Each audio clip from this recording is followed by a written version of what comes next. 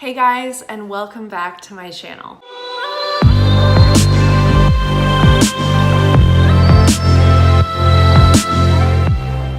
This specific vlog is going to be 2 days of my Ironman training. I have been training for my first full Ironman for the past year now, and I was supposed to compete in Ironman Boulder this past June, but upon racing a half Ironman in Napa in April, I experienced some really terrible knee pain at around mile 30. I was able to finish the bike, but in tears of pain essentially, and I wasn't even able to walk to my car because of the pain. I've been experiencing knee pain in the months leading up to that half Ironman, and I just completely ignored it. I thought it'd just go away come race day. I'd never really had an injury despite my athletic background since high school, swimming and running and all that sort of stuff, and I've been doing triathlon since the age of 16. So to me, I had no idea what to do, and I was pretty new to this pain and how to manage it and how to prevent future pain from occurring. So when I was experiencing this pain during training, essentially I would just ignore it. It wasn't even during running, but during my bikes. So 5-6 hour rides, I'd start experiencing the pain an hour and a half into it, but I'd keep going. Then once I finished the bike, I could barely pick my bike up to bring it back into my apartment, and I'd just have to plop into bed with my legs elevated and ice just on my knees for hours. That pain would last days and days and days until it kind of alleviated and I was able to have my next session on the bike. But the problem was, because of the pain, I wasn't able to do my runs after the bike, which is obviously a problem when you're training for an Ironman because you have to get those legs going after the ride. But I didn't have anyone to talk to about this. I didn't even want to talk to anyone about it. I just wanted to manage it on my own. And to be honest, I've never really used a foam roller prior to, even in all my past training, I've never really used a foam roller. Maybe I'll use it if it's at the gym once a month or something. But upon having physical therapy for 2 months, it came down to me needing to use a foam roller morning and night or before and after my workouts, depending, as well as proper stretching technique and also stability exercises. And I was doing none of that. So essentially I had ITB syndrome and Patellar Tendonitis, and that was the cause of my pain on the bike, only on the bike. I had an x-ray done, I went to the chiropractor, orthopedic, and that's kind of the sum of what happened. So I needed to take essentially a full month off, and this happened in April, so I needed to take all of May and half of April off, which meant that I could not compete in Ironman Boulder. So I postponed my full Ironman to November, Ironman Florida.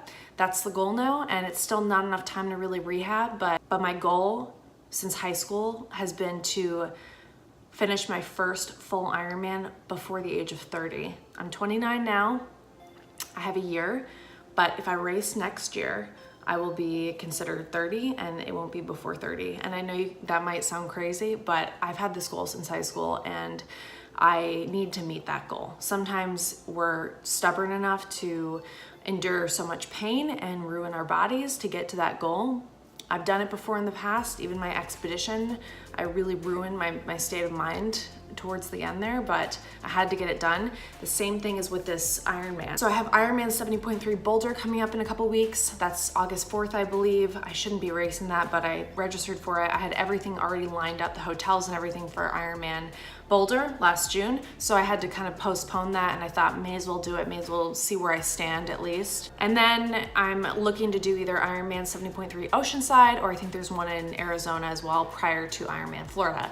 That'll be in September, one of those races, and then maybe one in October. I'm not sure. I have to see how this knee stuff goes. But when it comes to muscle strengthening versus bodybuilding, I've kind of had a problem balancing bodybuilding and triathlon training. When I was 16, I wanted to do a bodybuilding competition for my senior project in high school, but I also wanted to compete my first full Ironman by 30.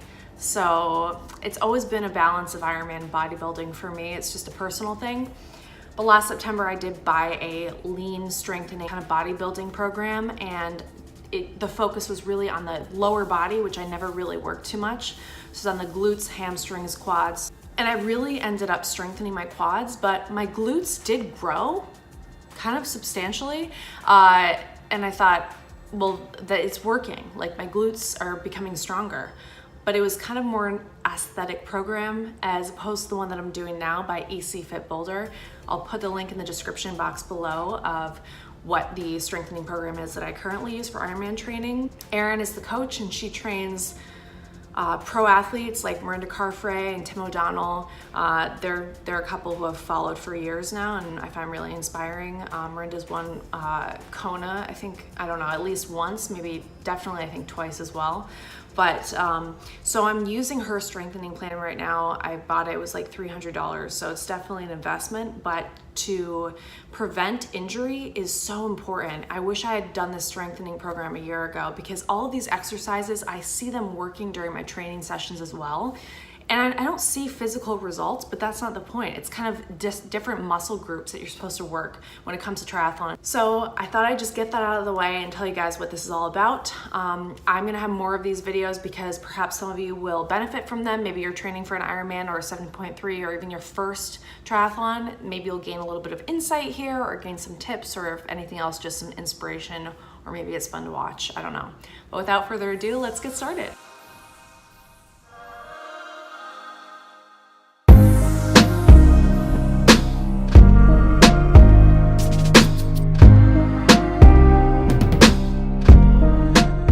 Before my runs, I like to do about 10 minutes of Glu Activation Workouts, not even necessarily stretching, just to get those muscles fired before they go into sprints and hills and whatever else I have planned for the day. Today was a 45-minute session with some sprints in there, so not too bad, but this is definitely necessary to prevent injury.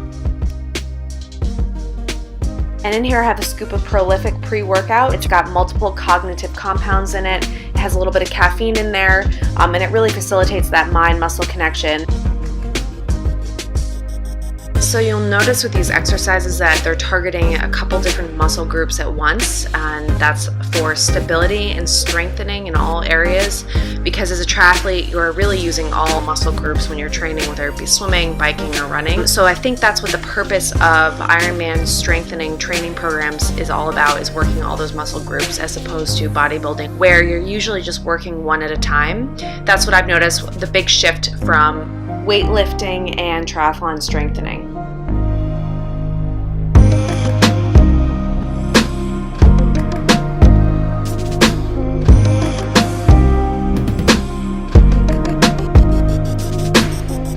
One of those people who's always neglected sunscreen, even from high school through my adult life, so I found it to be really important to at least put sunscreen on my face during my swims. I've kind of gotten some hyperpigmentation on my face since I have never really used sunscreen, so I'm finding it really important as I get older to focus on this, especially since I'm in the sun so much with my training. So before my swim, I put this on my face. It kind of turns greenish and then it turns clear, but I find it stays on in the water, and it also brightens up my skin as well. It's kind of like a brightening treatment and sunscreen in one. I got it at Sephora. It was pretty expensive, but I found it to be pretty worth it. So this is the what's in my swim bag portion of the video. I have my pull buoy here, which also doubles as a kickboard for me. I don't really care, it works and it's cheaper. I also have my earplugs, and these I found to work. I've tried all different kinds. These are the best ones. I got them off Amazon. I have Roka goggles, and they're amazing. Best goggles I've ever tried, I've ever owned. I buy a pair before each race. Then I have my silicone swim cap.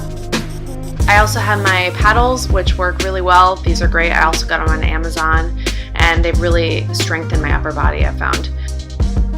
This is my band that I put around my ankles, and that helps with my upper body strength when I'm using the pull buoy and the paddles as well.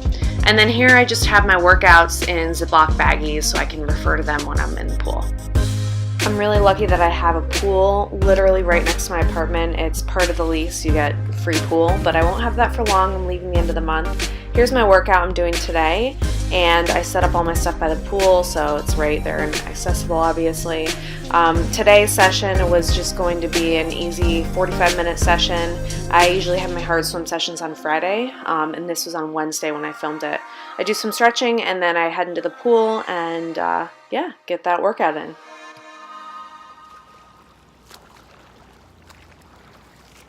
And for those of you who are wondering, I use an Apple Watch to keep track of my workouts. I'm currently reading Chrissy Wellington's book, To the Finish Line, and she doesn't really use any fancy gadgets either. I found the Apple Watch to work just well enough, so it's all personal preference. Do you ever get ready to go for a bike ride and you're ready to go and then you see an email pop up and then you see another one and suddenly you're bombarded with emails and you have to get them out? The most annoying thing, but that is what happened to me today. So today I actually had to use my tri-suit for my ride because both of my bike shorts were in the wash, dirty, and you definitely don't want to use dirty shorts. So yeah, just gotta deal with it. So this particular session was a sprint session. I was on the bike for about an hour and 15. I want to say that I added aero bars to my road bike, and ever since I did that, that's when I started experiencing the knee pain. My form does not feel right still. If you look at this right here, you'll see that it doesn't look like there's enough distance between my seat and the bars. So that's something I really got to fix because that could be the issue why I keep experiencing this pain. But nevertheless, this is my ride. I hope you guys loved this video. If you did, please let me know in the comments below. Also, let me know what other types of training videos you'd like to see me do. I'm not a professional, but I am just learning throughout this whole process, and I'm hoping to learn with you guys as well. I'm sure I got some things wrong in this video, but bear with me here. I'm just sharing the knowledge that I'm learning along the way. Also, my book is out for pre-order, so you can head to the description box below to pre-order my book, Expedition 196, about my 196 country trip around the world. If you like this video, give it a like, give it a subscribe if you want to see more, and I look forward to seeing you in the next video. Bye!